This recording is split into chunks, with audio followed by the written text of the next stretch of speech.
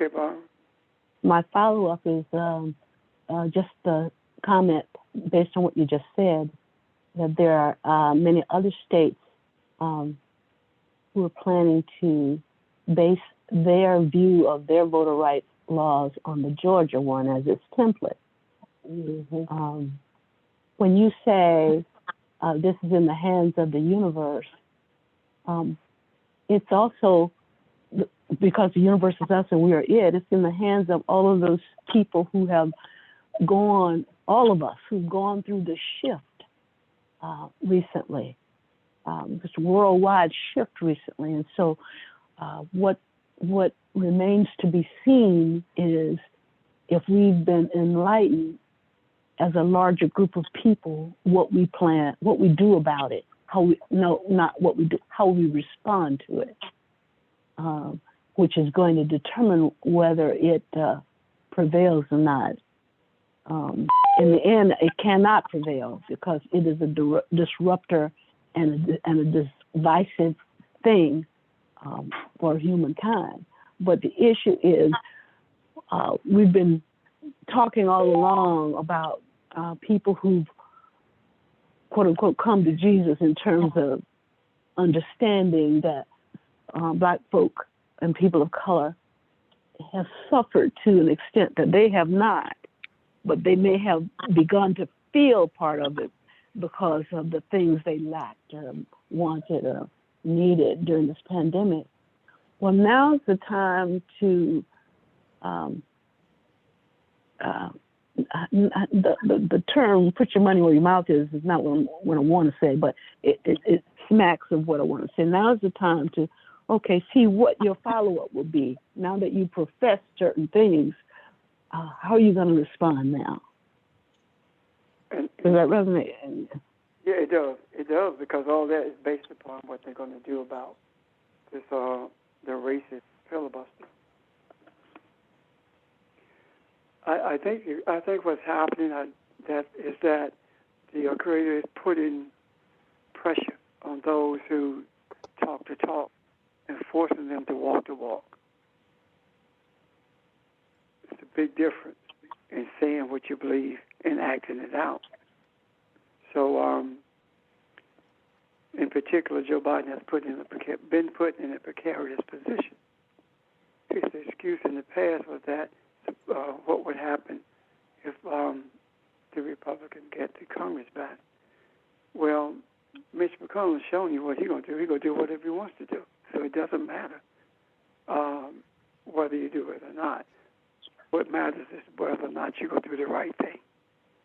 And the right thing is to make sure that all people have the same opportunity to express their desires in any given election.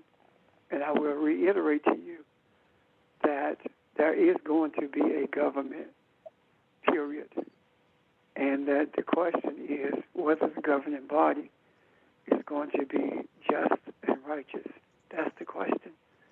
Those who are waiting for Jesus to come back and for a kingdom to be established here on the earth are in the same boat that Peter was in. That's not going to happen. That's not what Jesus came to do, and that's not what's going to happen at any point in the history of humanity. The kingdom, there's not going to be some religious kingdom set up on earth with Jesus as the king. That's not going to happen. And the scripture speaks totally contrary to that. Are there any questions about that?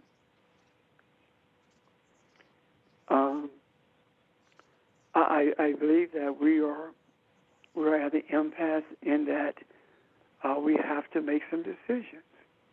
Are we going to continue to be supportive and or silent in the face of the religious attitudes that's still waiting for a return of Jesus to set up a kingdom?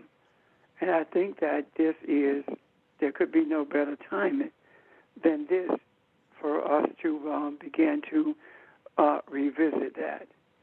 in what I'm saying is this.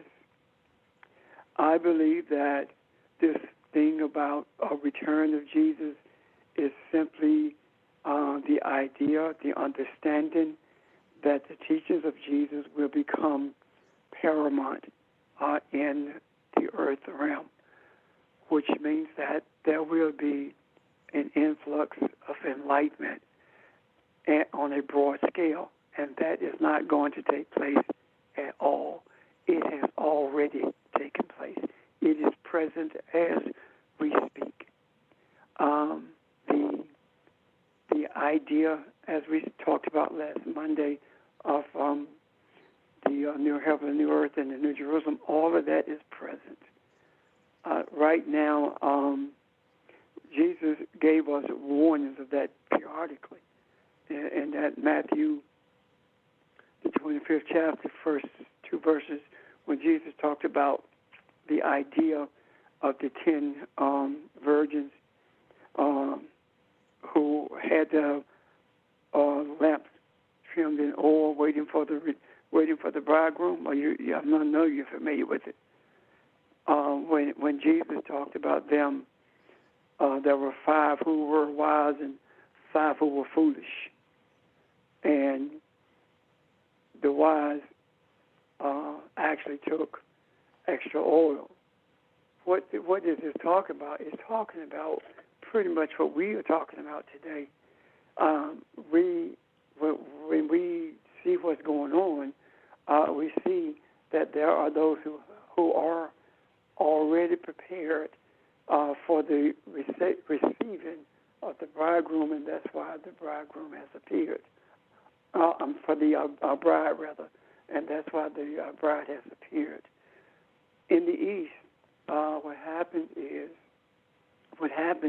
especially during the Jesus' advent on earth, when there was a wedding, Middle Eastern weddings are usually in the evening, and they go on for days. And when there was a wedding, those who were invited brought their own light, and because there was no electricity, of course, and the way the houses were structured, it was complete darkness. And at night, the villages were shrouded in darkness. And when they moved from house to house, they needed to have a light to travel the passages, navigate the passageways between the houses. And what happened is the bride was being adorned, being dressed in a different place. And there were those attendants who were there helping the bride make preparation to go to the place of the wedding. And when the bridegroom saw the lights moving in that direction, he knew that the bride was coming. So the bridegroom would leave his house and go to meet the bridegroom.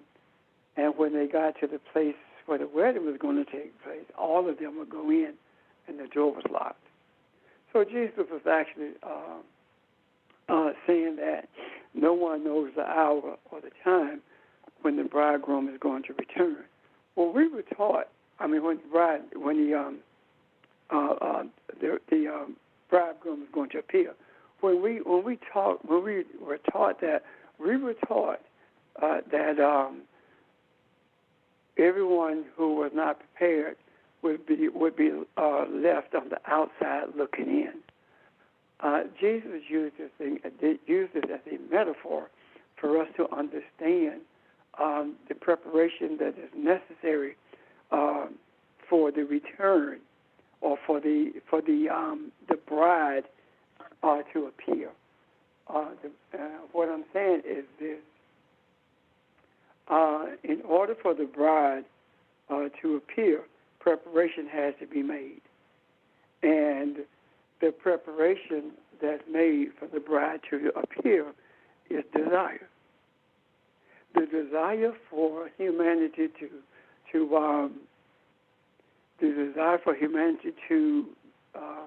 experience balance and harmony is the beginning. It's the first step towards preparation, towards preparing the bride to meet the bridegroom. And the idea of this desire has to be not only deep-seated but extremely sincere in order for this to take place. And what happens is there is a period of darkness that overshadows everything during the period that the bride is being prepared and the groom is waiting for his bride to appear. This period of darkness, this period of chaos, we have been experiencing for the last 4 years in particular. But even prior to that, we saw shadows of the chaos. But now we, in the last 4 years, we have seen the upsurge of this darkness, of this chaos. And during this period, the preparations being made. How were they being made? They were being made by those who were preparing the bride for the bridegroom. They were being made by a group of people seeking to understand and read the signs of the times. And the signs of the times are the adornments that the bride is clothed in, and the groom is actually those who are understanding what's going on in terms of the chaos in the earth realm, and the groom is waiting for the bride to appear, and this excuse me. This is what Jesus was giving us an idea of what was going to happen. And I am saying that in this earth realm there resides the bridegroom. And the bridegroom being the one who made preparation for the receiving of the bride cannot be seated doing nothing, or cannot get caught up into the latest.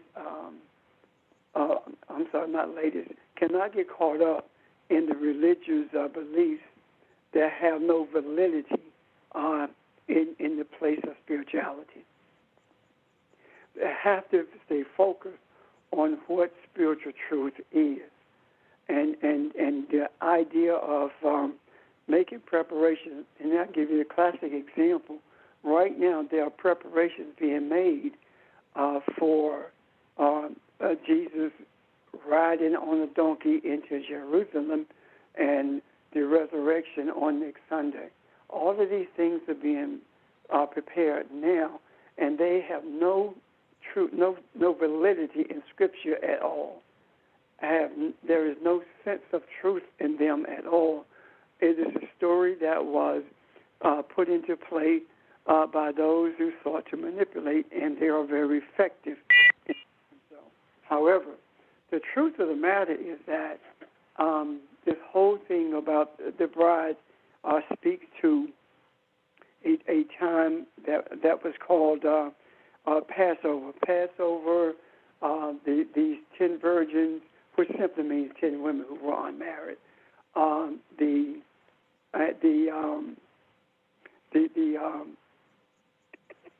New Jerusalem, all these things are intertwined.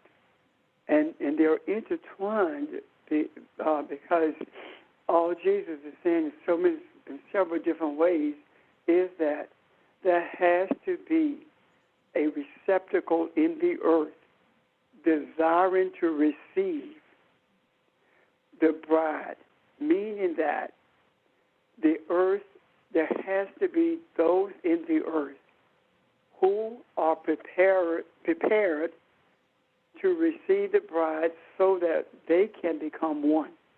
And when they become one, their offspring will be seen by every man. And the offspring is justice. The offspring is righteousness. The offspring is peace. The offspring are all of those foundational principles that establishes us as Elohim in this earth realm. Excuse me. So, in order for the essence of what Jesus brought into this earth and his teachings to be effective, it is imperative that there are receptors waiting for this or preparing to receive it whenever it appears. Now, this is the kicker. Jesus said that no one would know the time or no one would know the hour when the Son of Man, which is the human, would come. What he's talking about is that you won't be able to say this is the day it started. And we are in that predicament right now. We were looking for balance to come, and we have been shown since then that we are the balance that we've been looking for. Our desires is what produces balance. Balance is an offspring of an intimate relationship between the light and the desires of the human in the earth. And that light connects or becomes one with the human in the earth when that human in the earth realizes that it is Elohim, that it is the essence of what it was created to be. And now it is uniting with the light that gave it life from the beginning, has sustained its life up until now, and shall continue to sustain that life in the future. So what I'm saying is that we are at that place. We are at a point of intimacy. It's time for us to enter the chuppah and become one with this light. And when I say us, I'm not talking about those who've been for many years seeking truth, because that intimacy is already in progress. I'm talking now about the intimacy of those with whom we come in contact, that they will be able to see themselves in the mirror of us and desire to become as they were created to be. Any questions or comments? Am I making sense? Am I off base? Talk to me, please. No, I'm following you. Any questions or comments? Yes, I have a question. What is the chuppah? That's the place where awareness comes from, what you call it? Consummated. Okay, I hear you. The consummation of a marriage, rather. Consummation of a marriage. Okay. Anyone else? One more thing. So you're saying it's a marriage that takes place with us and a womb? Us and light. Enlightenment. Okay. May I explain at a moment, please? Please do. When I talk about the idea of becoming one with the light, I'm not talking about us in a physical form at all. The physical form is simply an identification card that allows us to know who we know each other. I'm talking about us in this form that we were created in the beginning, and that is in spiritual form. And when we become one with the light, what happens is the idea, if you think about it, the New Jerusalem is mentioned as a her. What happens is that the feminine essence of the light is what nurtures us and helps us to see that our thoughts about spiritual things have been warped. And it is not a thing that damns us or condemns us, but it is an opportunity for us to renew our thought, to renew our mind, so that we can be one with the light itself. This intimacy with the light does not force itself on us, it is a voluntary embracing of the truth that has been desired for centuries. And in doing so, it gently guides us along a pathway of righteousness and showing us that those things that we thought were true are unrighteous in nature. Now, unrighteousness does not mean that you are to be condemned to hell because you've been unrighteous. Unrighteousness covers a lot of things. Anything that is not congruent with the light is deemed to be unrighteous. So unrighteous simply means that we have been traveling the wrong pathway, and now that we are becoming one with the light, she is showing us how to be one with that, with it, and how to traverse the right pathway, and help us to see that we are more involved in the life-sustaining effort of this earth than ever before, by virtue of our simply being present. And now that the light begins to show us how important this presence is, when we become one with it, it has a stronger bearing on the environment, on the atmospheric nature of the earth realm. And as such, it begins to not only permeate the atmosphere, but it begins to prick the hearts of men. And when that happens, men begin to listen more to their souls than to their minds, because the minds have been manipulated by the men who sought to foster a sense of control over humanity. And so the light begins to the environment or the atmosphere change begins to move us towards a more embracing of the sounds of the speech of our souls than it does listening to our minds. Any questions about that or comments? Does that help, Evan? Yes, sir. Thank you so much. Anyone else? So when Jesus is talking about no one knows the hour, again, he's not talking about a man coming in the sky and everybody are yielding to that particular man. But more importantly, when you look at the description in Matthew, 25th chapter of Matthew, it talks about what happens is when the bride and the bridegroom goes into the wedding house and the invited guest comes in, they lock the door. And those guests who are late or those who were not invited are left on the outside. That would, in the way we've been taught, cause us to believe that these people are left permanently on the outside and there is no way for them to get in. That doesn't make sense at all. It's not cutting anyone off from anything. It's simply saying that those who are genuinely seeking the enlightenment of the universe will become one with that light.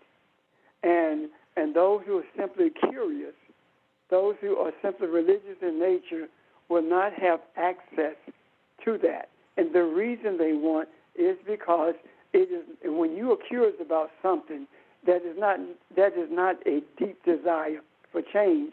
That is, the curiosity means that you want to see what's going to happen. And seeing what's going to happen causes you to shape things, or it results into an increased amount of doubt because things happen so differently than you have ever seen them or even expect them to take place.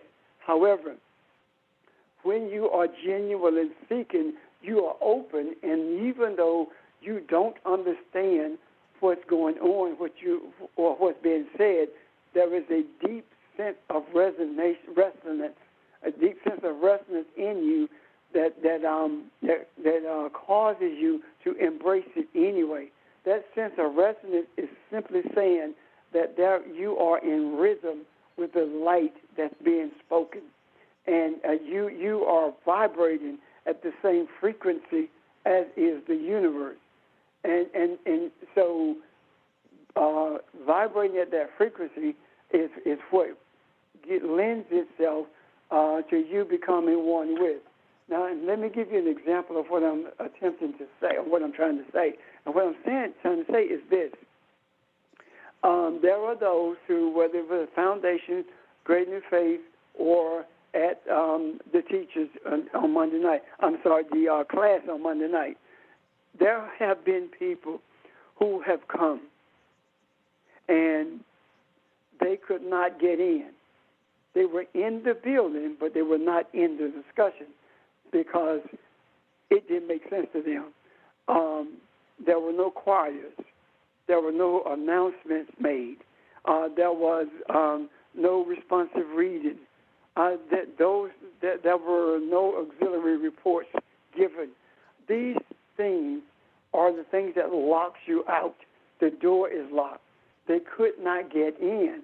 They could not get into what was going on because they have been so caught up into a certain way of a religious way of doing things, and they were not open to anything differently than that.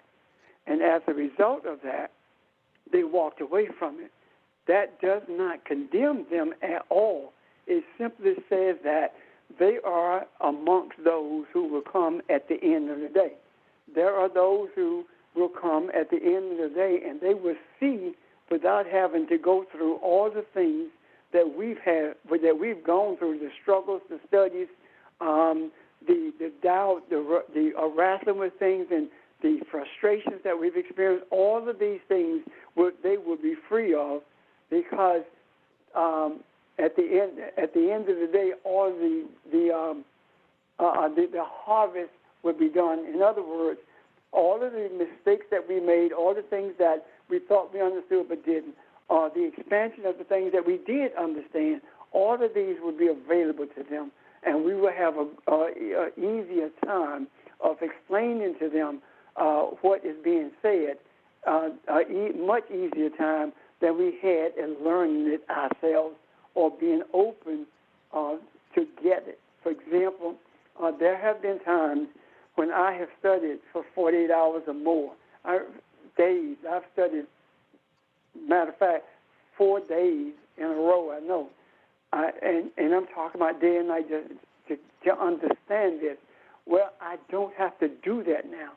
And even the things that I have to do in order to receive, those who come at the end of the day won't even have to do that. All they will have to do is show up and be open, and they will receive. They will be fed. So this being, the doors being locked, is not condemning anyone to hell and saying that you can't come in. That is a Western idea of separation, as opposed to an Eastern way of expectation for everyone to arrive at the time that is necessary for them to receive. Does that make sense to you? So they're like the people who the Bible talked about who came in to work. But others were working all day long, and then these came in near the end, and they received the same pay.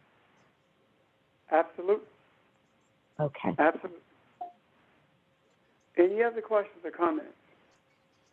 Yeah, this is Nick. It reminds me of like during the wedding celebration, when it says it seems like they left, or they brought out the best wine at the end, as opposed to in the beginning.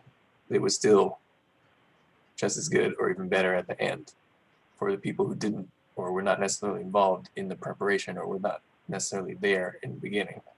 It doesn't matter. Right. Absolutely.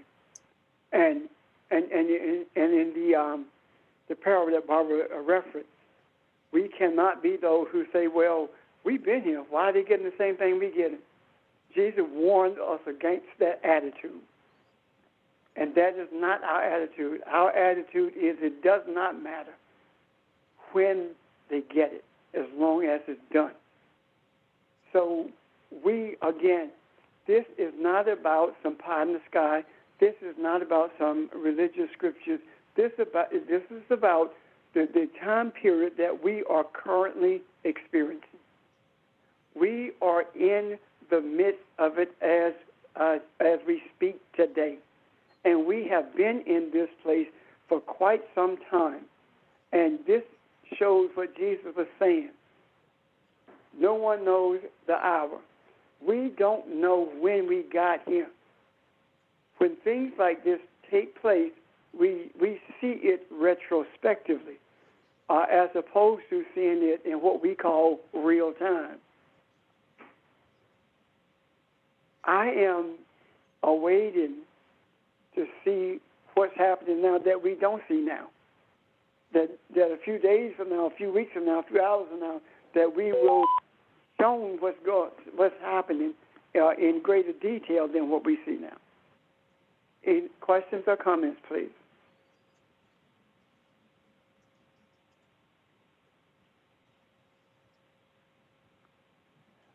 There being no questions or comments, then let me conclude by saying this.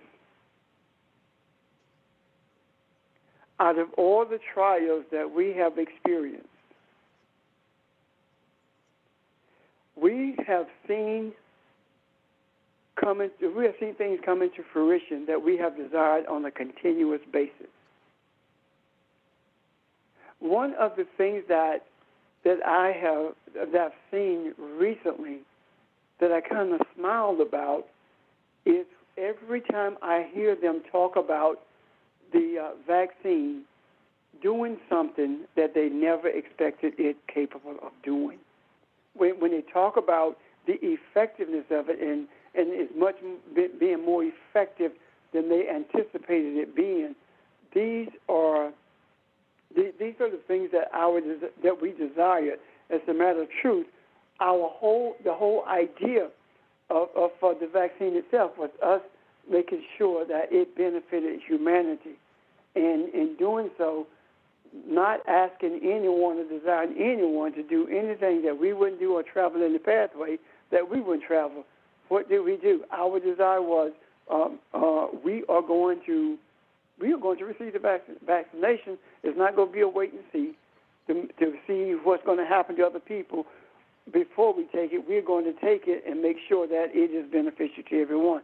So I leave you with this, unless there are comments or questions, and this is what I leave you with.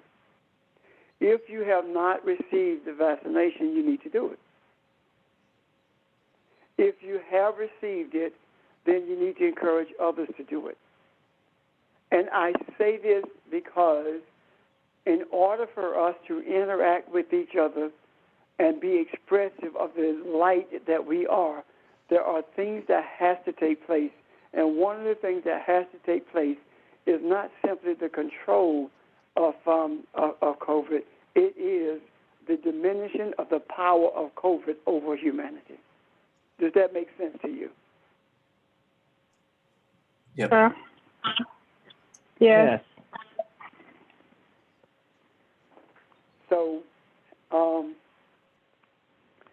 with that, unless, again, there are questions or comments, I know it's a short period. I'm done. I just give you what I've been given, been shown. I have a comment. Uh-huh. I realized this week, and it really hit hard this week, that we are the tip of the spear. I can see that now, and because of what has been happening in the universe. Truly, we are the tip of the spear. If we don't get it right, it's a done deal. If we don't get it right. And I want to say this on that, Evelyn. No longer is it if we don't get it right, because we're going to get it right.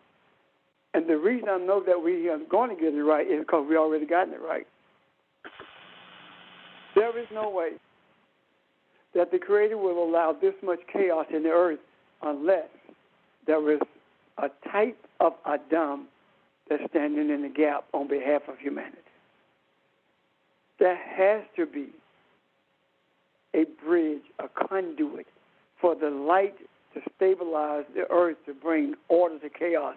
And that does not happen if there is not an awakening of the attitude of Adam, so it can see what light truly is and experience the resonance of the universe.